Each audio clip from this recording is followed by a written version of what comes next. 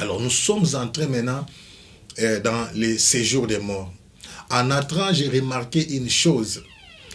C'est pourquoi souvent il y a le langage de Salomon sous les soleils. Là, il n'y a pas de soleil, il n'y a pas la lune, il n'y a pas de ciel. Dans les séjours des monts, j'ai remarqué qu'il y avait une chaleur intense. Donc, une chaleur impossible. Et il n'y a pas de vie. En entrant, j'ai vu un long chemin sous forme de couloir, mais en forme de trou noir. C'est pourquoi, si tu meurs en dehors de Jésus-Christ, la plupart des gens qui meurent sans Christ, avant de mourir, ils ne voient pas les chemins. Ils disent, je ne vois pas les chemins. Donc, c'est sous forme de trou noir. Il n'y avait pas de lumière. Et il n'y avait pas de vie. Pas de vie ni pour les arbres, ni pour les animaux. La terre était vraiment sèche. La terre était sèche et il y avait comme des fumées, des soufres. Il y avait l'odeur des soufres, comme des fumées des volcans qui se dégageaient sur la terre. Donc il y avait une chaleur insupportable.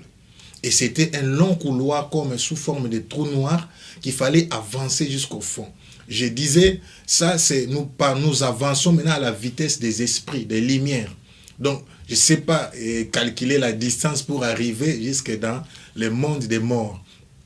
Alors, nous étions en train d'avancer jusqu'à ce que nous sommes maintenant retrouvés là où se trouvent, où vont les morts qui meurent sans Christ. Alors, j'ai remarqué, il y avait des maisons, mais ces maisons-là étaient construites avec de l'argile. J'ai compris quand on dit nous sommes poussière, poussière, tu retourneras poussière. Tout était en terre comme l'argile. Et les mondes là étaient éclairés avec des flambeaux, des feux. Exactement comme à l'époque, je ne sais pas, mais on s'est retrouvé comme si c'était dans une autre époque. Et c'était construite, en fait, les maisons étaient construites sous forme de prisons. Mais tout était tellement bien organisé. C'est comme on dit, un monde à part, mais vaste, très vaste. Tout était tellement bien organisé.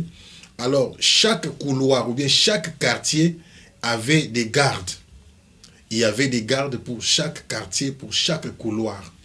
Alors, nous avons commencé maintenant ma visite. En fait, les buts de ma visite, l'ange, c'est pourquoi nous allons lire Apocalypse 13, verset 10. Avant que je ne commence à témoigner ce que l'ange était en train de me montrer dans ce monde-là. La Bible dit dans Apocalypse 13, 10, si quelqu'un mène en captivité, il ira en captivité. Si quelqu'un tue par l'épée, il faut qu'il soit tué par l'épée. C'est ici la persévérance et la foi des saints. J'ai dit à l'Église que celui qui a des oreilles écoute ce que l'Esprit dit à l'Église. Si quelqu'un mène en captivité, il ira en captivité. Si quelqu'un tue par l'épée, il faut qu'il soit tué par l'épée. C'est ici la persévérance et la foi des saints. Je vais associer un deuxième passage qui va encore nous aider. 1 Pierre 3, 18 à 19. Il est écrit, 1 Pierre 3, 18 à 19. Là, j'avais lu d'abord Apocalypse 13, 10. Il est écrit 1 Pierre 3, 18 à 19. Il est aussi allé prêcher aux esprits en prison. Ma visite commence par là. Alors, les bits, mes bien-aimés, ce n'est pas pour vous faire peur, mais c'est pour vous donner seulement la révélation là où vont les gens qui meurent sans Christ. Alors, j'avais vu effectivement des prisons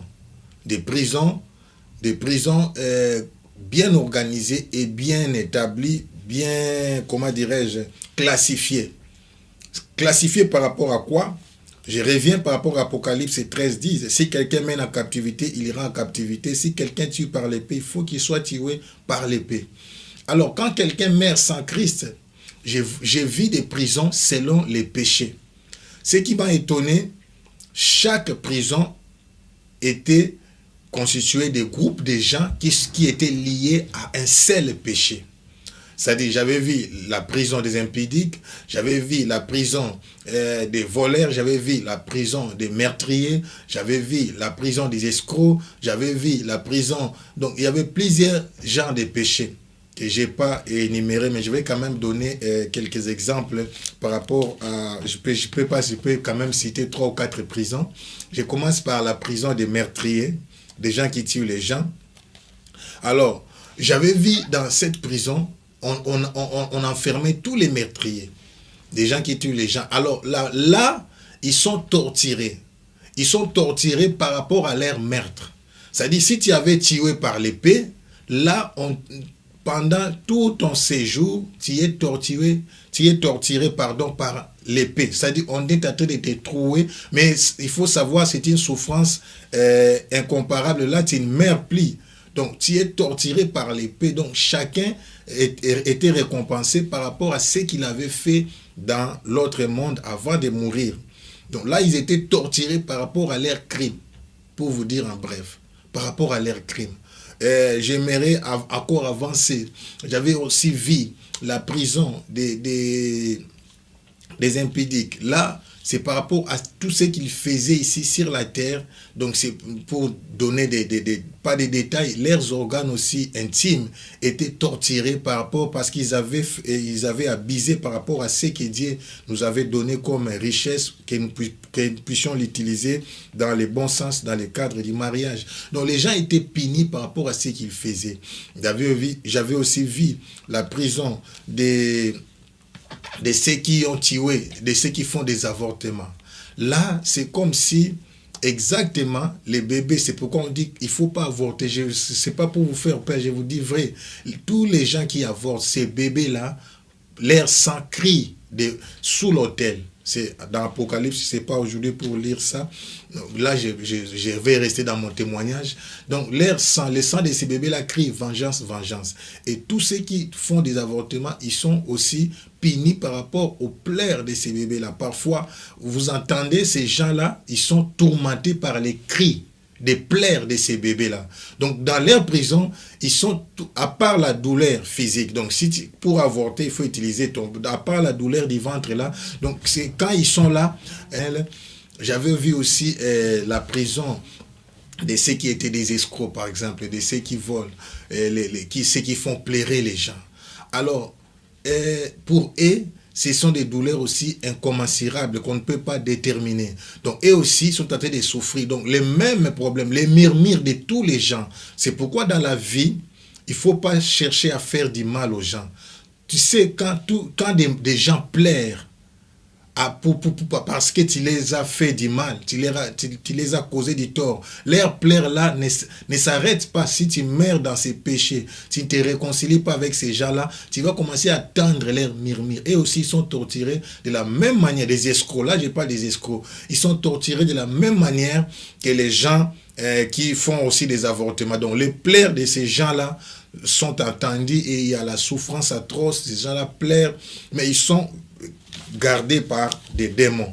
Alors, j'ai demandé une chose à cet ange-là, mais j'ai dit que ce soit les impudiques, les voleurs, les meurtriers, tous ceux qui ont fait des avortements, tous ces gens-là commettent aussi beaucoup de péchés. Comment ces gens-là sont catégorisés par rapport à leurs péchés? Il m'a dit ceci, dans la vie, dans chaque personne, j'ai dit dans chaque personne, quand il commet du mal ou bien quand il a une vie désorganisée, une vie de débauche, il y a toujours un esprit qui est un esprit guide. C'est l'esprit-là qui influence les autres esprits pour détruire sa vie. C'est pourquoi vous voyez aussi dans d'autres contrées, dans d'autres nations, royaumes, quand vous arrivez, on vous dit que dans tel endroit, dans tel village, dans telle ville, il y a tel esprit qui domine, il y a telle attitude. C'est un village où il y a beaucoup de prostituées ou bien ville, je ne sais pas.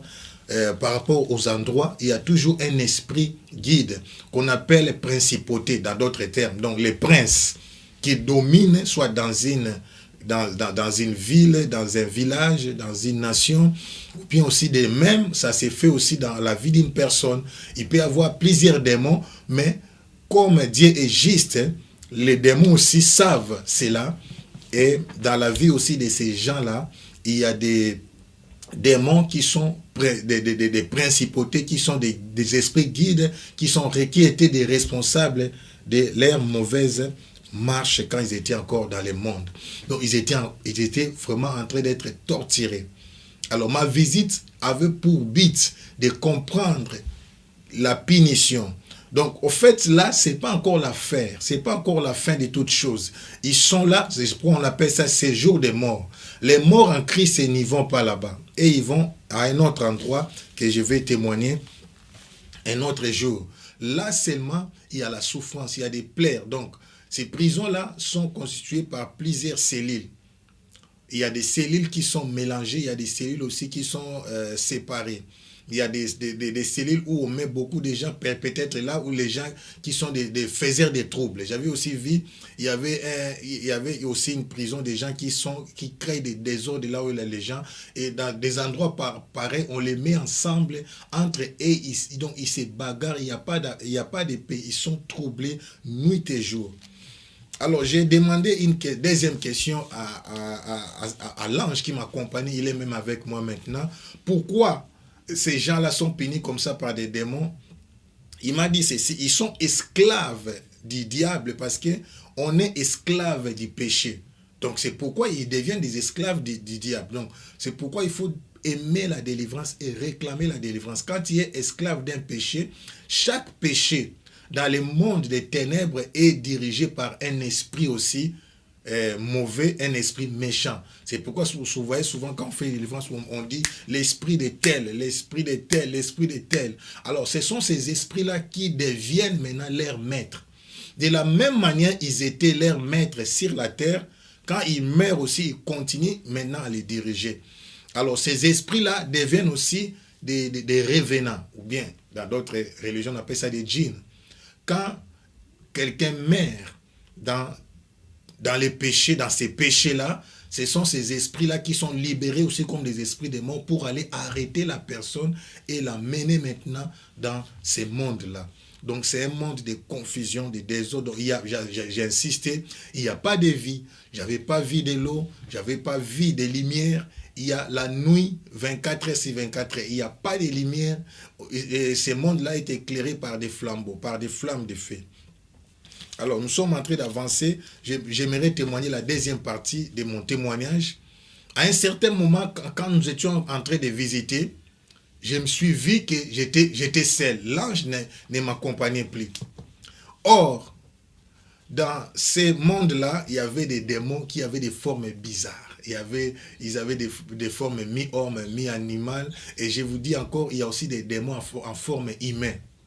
Il y a d'autres démons en forme des animaux sauvages, bizarres, mais il y a aussi des démons en forme humaine. Tu les vois seulement un démon, mais en forme humaine, comme des démons de séduction, des démons d'impudicité, comme des esprits des eaux, des sirènes. Il y a des démons de séduction en forme humaine. Donc, ne vous trompez pas, vous croyez qu'il y a seulement des démons bizarres. Alors, à la fin, je me suis vu que j'étais resté seul parce que j'étais curieux. Alors, quand j'étais resté seul, j'ai eu peur de ces démons-là par rapport à leur forme. Alors, mon esprit était effrayé parce que comment est-ce que nous étions en train de visiter? On ne marchait pas comme ça, mais nous étions en train de planer. Notre esprit est souple. Donc, on pouvait monter, aller de gauche à droite, exactement comme vous voyez.